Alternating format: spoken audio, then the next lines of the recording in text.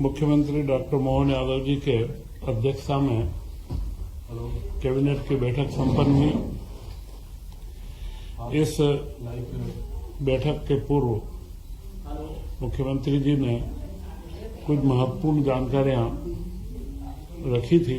वे जानकारियां मैं आपको अवगत कराता हूं, जिसमें भावांतर योजना जो मध्य प्रदेश में बड़े सफलतापूर्वक लागू की गई और उसमें 7,10,000 से अधिक किसानों को 1,500 करोड़ रुपए से अधिक की राशि का वितरण किया गया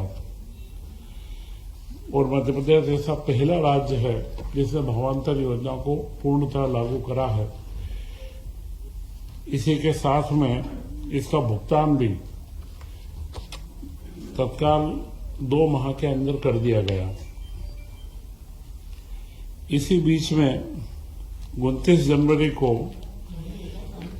महाकाल लोक की तर्ज पर पशुपतिनाथ लोक का लोकार्पण भी मुख्यमंत्री द्वारा किया गया और पशुपतिनाथ की जो प्रतिमा है उसमें हमेशा क्षरण का मतलब उसके ऊपर पानी बार बार लगने से उसका जो लेप है खराब बिगड़ता रहा, तो उसके लिए एक अच्छी व्यवस्था करी गई कि दर्शक अपने जगह से भाव के लिए पानी एक जगह से डालेंगे, वो प्रतिमा के साइड से होता हुआ जाएगा।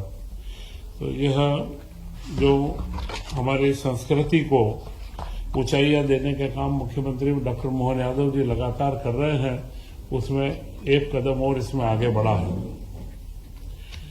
एक प्रदेश में पहली बार भोपाल के अंदर ही 30 जनवरी को पुष्प महोत्सव आयोजित किया गया। यह कोई फूलों की प्रदर्शनी नहीं थी, यह मध्य प्रदेश के किसानों को उनकी आमदनी बढ़ाने के लिए पुष्प की खेती की ओर फूलों की खेती की ओर आगे बढ़ाने का भी एक उत्सव था।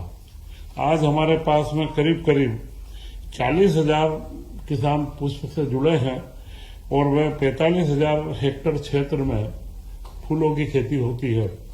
इसमें मालवा व निमाड़ महत्वपूर्ण है। इसको पूरे प्रदेश के अंदर बुंदेलखंड से लेकर के ग्वालियर, चंबा संभाग और महाकौशल में भी फूलों की खेती बढ़े, इसके लिए प्रदेश के प्रयास जारी हैं। तो यह एक महत्वपूर्ण 2-3 कार्य जो पिछली बार की कैबिनेट और इसके बीच में हुए, ये रखे गए थे। इसी के साथ में इस कैबिनेट में महत्वपूर्ण एक निर्णय हुआ, जो 25-30 सालों से सरदार सरोवर परियोजना के जो विस्थापित थे उन सारे आदिवासी बंधुओं को करीब 25,602 परिवारों को उनके जो आवास के पट्टे दिए गए थे, उन पट्टों की रजिस्ट्रियां नहीं हुई थी। उनकी रजिस्ट्रियां मुफ्त में करने का, उसकी कोई राशि नहीं लगेगी, राज्य सरकार उसका भुगतान करेगी। करीब उससे 600 करोड़ रुपए का भार भी आएगा। परंतु यह एक ऐसा कार्य है जो 8 विधानसभा क्षेत्रों में फैला हुआ है, जिसमें कांग्रेस के नेता प्रतिपक्ष का भी क्षेत्र आता है।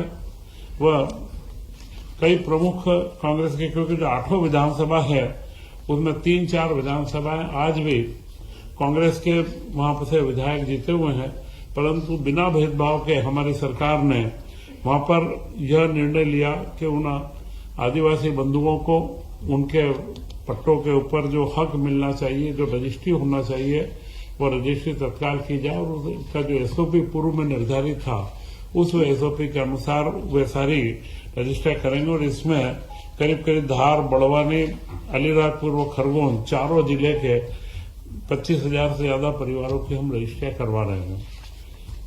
इसी के साथ में आज 2 सिंचाई परियोजनाओं को भी स्वीकृति दी गई है।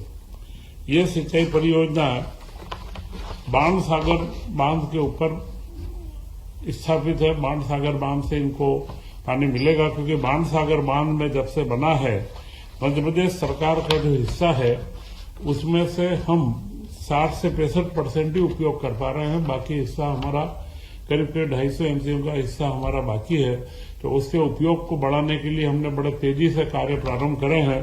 तो यह जो 2 परियोजनाएं आज स्वीकृत हुई है, एक है धनवाही सूक्ष्म सिंचाई परियोजना, और यह दोनों परियोजनाएं लिफ्ट इरिगेशन वो प्रेशर पाइप के माध्यम से हर एक के खेत में जाएगी। इसमें कोई जमीन का अधिग्रहण नहीं होगा, सिर्फ पंपिंग स्टेशन के लिए 1-1 हेक्टेयर भूमि का अधिग्रहण किया जाएगा। पहली योजना 53 करोड़ की है, 53.73 करोड़ की, और उसमें 3500 हेक्टेयर सिंचाई होगी और करीब करीब 2810 कृषक इसमें लाभान्वित होंगे। दूसरी योजना है बरही सूक्ष्म उद्यम सिंचाई परियोजना। यह कटनी जिले की बरही एवं विजय राघवगढ़ तहसील के अंदर इसका विस्तार रहेगा। यह 566.92 करोड़ की योजना है, जिसमें 20,000 हेक्टेयर में सिंचाई होगी और 11,500 कृषकों को इसमें सीधा लाभ मिलेगा। तो यह 620 करोड़ 85 लाख की योजना है, 23,500 हेक्टेयर के अंदर जिसका फैलाव रहेगा और 14,000 किसान बंधुओं को इसमें लाभ मिलेगा। ये 2 सिंचाई परियोजनाओं को हमने आज स्वीकृत, मुख्यमंत्री जी के अध्यक्षता के अंदर इसको स्वीकृत करा है। और यह अगर आप देखेंगे तो 2003 तक प्रदेश के अंदर 7.5 करीब 7-7.25 लाख हेक्टेयर के अंदर सिंचाई होती थी, जो हमारे राजा महाराजाओं के काल से लेकर के और पूरे कांग्रेस की सरकार के बाद में 2003 तक का एक आंकड़ा था। इसके बाद में जो हमारी सरकार 2003 से बनी, परंतु पिछले 2 वर्ष में डॉक्टर मोहन यादव जी के नेतृत्व की सरकार ने 2 साल के अंदर ही 7.5 लाख हेक्टेयर सिंचाई का जो आज जो हमने स्वीकृत करा, इसको मिला करके 7.5 लाख हेक्टेयर की योजनाओं को धरातल पर उतारने का कार्य हमने प्रारंभ करा है। और इससे जो हम अगले वर्ष को किसान वर्ष के रूप में, किसान कृषक कल्याण वर्ष के रूप में मना रहे हैं, उसमें जल ही सबसे महत्वपूर्ण बिंदु रहता है। तो उसमें हम बड़ी गंभीरता से कार्य कर रहे हैं और जल के साथ में इन सिंचाई परियोजनाओं के अंदर जब भी बड़ी योजनाएं बनती है तो विस्थापितों का एक बड़ा मामला रहता है। तो हमने यह उदाहरण भी दे रहे हैं कि जो 25,000 परिवारों को पट्टे बना करके जो सिंचाई परियोजना के माध्यम से कोई हमारे बंधुओं को जो समस्या आती है उनका भी हम निराकरण तत्काल करेंगे। इसी के साथ आज विभिन्न परियोजनाएं, ये एक सामान्य प्रक्रियागत कार्य है। 26-27 से 30-31 तक के लिए 4 साल के लिए कई विभागों की विभिन्न जो योजनाएं हैं उनकी निरंतरता का निर्णय लिया गया है। उसमें लोक वित्त की योजनाएं हैं, वित्त विभाग की 8 योजनाएं, मुख्यमंत्री जन कल्याण महत्वपूर्ण मुख्यमंत्री जन कल्याण संबल योजना, इसको 30-31 तक बढ़ाया गया है। विधानसभा क्षेत्र निर्वाचन योजना आर्थिक का खाली स्थापना कार्यालयन व्यय का है। पशुपालन में मुख्यमंत्री पशुपालन विकास योजना, इसकी निरंतरता आगे बढ़ाई गई है। पशु चिकित्सा विज्ञान महाविद्यालय जबलपुर ब्लॉक ग्रांट योजना, इसको भी 555 करोड़ का भार है, इसे आगे बढ़ाया गया है। पशुपालन एवं डेयरी में गौ संवर्धन और पशु विकास की योजना, महिला बाल विकास में किशोर कल्याण निधि की योजना, घरेलू हिंसा की पीड़िता के लिए सहायता योजना एवं पिछड़ा वर्ग में अल्पसंख्यक स्वरोजगार व उद्यम योजना, ये सारी योजना करीब करीब 15,009 करोड़ का जिनका वित्तीय भार है, इन योजनाओं की निरंतरता की स्वीकृति दी गई है। एक बड़े लंबे समय से कर्मचारियों के मामले रुके थे, उसमें जो राज्य समाज कल्याण बोर्ड को भंग करके उनके कर्मचारियों का संविलियन अब महिला बाल विकास में करने की स्वीकृति दी गई है। तो कई कर्मचारियों को लंबे समय से यह समस्या थी, तो मध्य प्रदेश की सरकार डॉक्टर मोहन यादव जी के नेतृत्व में तत्काल नतीजे देना और कार्यों को, जो हमारे पास कई कार्य लंबे समय से चाहे कर्मचारियों के हों, विस्थापितों के हों या हमारे किसान भाइयों के हों, इन सारे कामों को जल्द से जल्द निपटा करके एक सुशासन को स्थापित करने।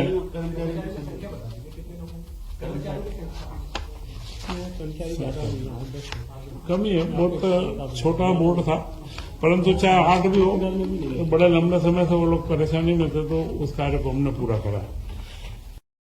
आप जो चाहे कुछ इसमें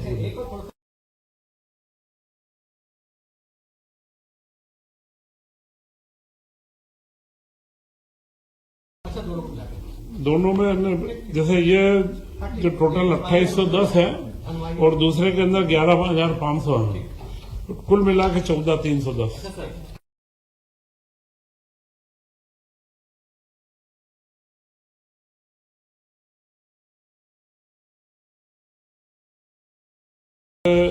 मैं ये ब्रीफिंग में कैबिनेट की आपको बता दूं, ये कैबिनेट की ब्रीफिंग का दायित्व तो मुझे दिया था और अभी मुख्यमंत्री जी ने 1 घंटे पहले ही पूरी प्रेस कॉन्फ्रेंस पूरे केंद्रीय बजट के ऊपर ली है, तो मेरे ख्याल से उन्होंने इन सारे प्रश्नों का जवाब आपको दिया।